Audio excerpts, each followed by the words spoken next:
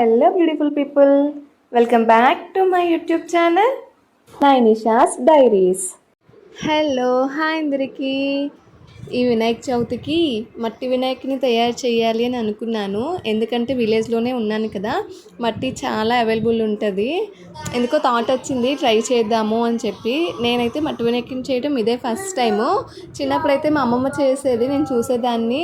మా అమ్మమ్మ అయితే బళ్ళు చేసేసేవారు సింపుల్గాన. సడన్గా అనిపించింది ట్రై చేద్దాము, ఏదో ఒకటి అవుతుంది, హిట్ అవుతుంది లేదంటే లేదు అని చెప్పి ట్రై చేశాను. కాకపోతే అవుట్పుట్ చూసి నాకే చాలా బాగా హ్యాపీగా అనిపించింది, నేనైనా చేశాను అని. ఏమో మీకు అంత పర్ఫెక్ట్గా ఏమో అనిపించకపోవచ్చు, బట్ నాకైతే చాలా బాగా నచ్చింది. వీడియో లాస్ట్ వరకు చూడండి, నచ్చితే ప్లీజ్ లైక్ చేయండి. నేనైతే సిట్టింగ్ పొజిషన్లో ఉండే వినాయకుడిని చెయ్యాలి అని చెప్పి అనుకున్నాను. అందుకనే ముందుగా మట్టితో టేబుల్లా చేసి దాని మీద వినాయకుడు కూర్చున్నట్టుగా పెట్టాను. నెక్స్ట్ 4 హ్యాండ్స్ పెడదాము అని చెప్పి అనుకున్నా. ఎందుకంటే 2 హ్యాండ్స్ పెడితే నార్మల్గా ప్లెయిన్ అయిపోతుంది, పైన మొత్తం షోల్డర్స్ మొత్తం ప్లెయిన్గా కనిపిస్తున్నాయి. 4 హ్యాండ్స్ పెడితే కొంచెం కల్లాగా కనిపిస్తారు అని ఐడియా వచ్చింది. అందుకని ఒక హ్యాండ్ బ్లెస్ చేస్తున్నట్టు, ఒక హ్యాండ్లో లడ్డూలు పట్టుకున్నట్టు, ఇంకొక హ్యాండ్లో విష్ణు చక్రం పట్టుకున్నట్టు, ఇంకొక హ్యాండ్లో స్వామివారికి ఇష్టమైన ఫ్లవర్ పట్టుకున్నట్టుగా పెట్టుకున్నాను. తర్వాత లెగ్స్లా కనిపించాలంటే ఫింగర్స్ కూడా చేసి పెట్టచ్చు. నేను ఇంకా అలా అంత ఎక్కువ ఏం చేయలేదు, నార్మల్గా లైన్స్లా వేసాను, సో దట్ ఫింగర్స్లా కనిపిస్తుంది కదా. నెక్స్ట్ నేను చేసిన మిస్టేక్ ఏంటంటే ఫస్ట్ బాటమ్ నుంచి కూడా ఒక పెద్ద స్టిక్ ఏదైనా సపోర్ట్గా ఉండేది పెట్టుకుంటే బాగుండు. నాకు అది పెట్టలేదు. సో ఫేస్ పెట్టినప్పుడు ఏమైందంటే ఫేస్ కొంచెం బరువుగా ఉంటుంది కదా మట్టి ఉండ, సో వెనక్కి పడిపోయేది. సో అందుకే మళ్ళీ ఒక స్టిక్ పెట్టి స్టిక్కి ఫేస్ని స్టిక్ చేశాను. కాకపోతే ఫస్ట్ నుంచి కూడా బాటమ్ నుంచి కూడా పెట్టుంటే ఇంకా గ్రిప్గా ఉందినేమో. నెక్స్ట్ స్వామివారికి జంధ్యం పెడుతున్నాను.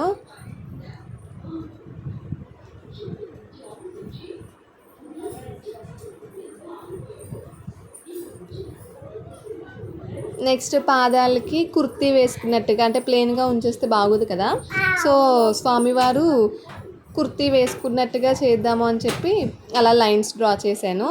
నెక్స్ట్ బెల్లీ బటన్ కూడా పెట్టేశాను మన గణపయ్యకి.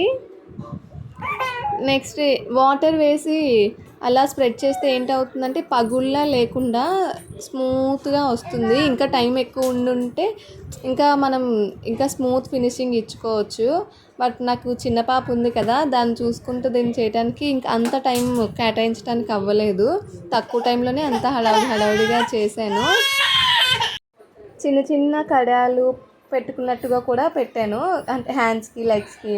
నెక్స్ట్ చెవులు ఉంటాయి కదా, చెవులకి ఇలాగ లైన్స్లా గీస్తే అంటే స్వామివారు వింటున్నట్టుగా ఉంటుందని పెట్టా. నెక్స్ట్ క్రౌన్ నార్మల్గా పెట్టేస్తే ప్లెయిన్గా అనిపించింది, సో దట్ బ్యాక్ సైడ్ ఇలా సర్కిల్ యాడ్ చేస్తే కొంచెం నిండుగా అనిపించారు. తర్వాత ఏకదంతాన్ని కూడా యాడ్ చేసేసాను. ఇప్పుడు తిలకం ఉంటుంది కదా, రెడ్ కలర్ తిలకంతో బొట్టు పెట్టేశాను. అంతే, బొట్టు పెట్టేగానే మా స్వామివారు ఎంత నిండుగా కనిపించారో. ఇంకా లాస్ట్ అండ్ ఫైనల్ టచ్ చిన్న లడ్డూని కూడా పెట్టేశాను. ఇది మన బుజ్జి గణపయ్య ఓవరాల్ లుక్. ఇంత బుజ్జి గణపయ్య ఉన్నప్పుడు పక్కన చిన్న బుజ్జి ఎలుక కూడా ఉండాలి కదా, అందుకనే చిన్న ఎలుకను కూడా ట్రై చేశాను. అంటే నా స్టైల్లో ట్రై చేశాను, అంత పర్ఫెక్ట్గా ఏం లేదు నేను చెప్తాను.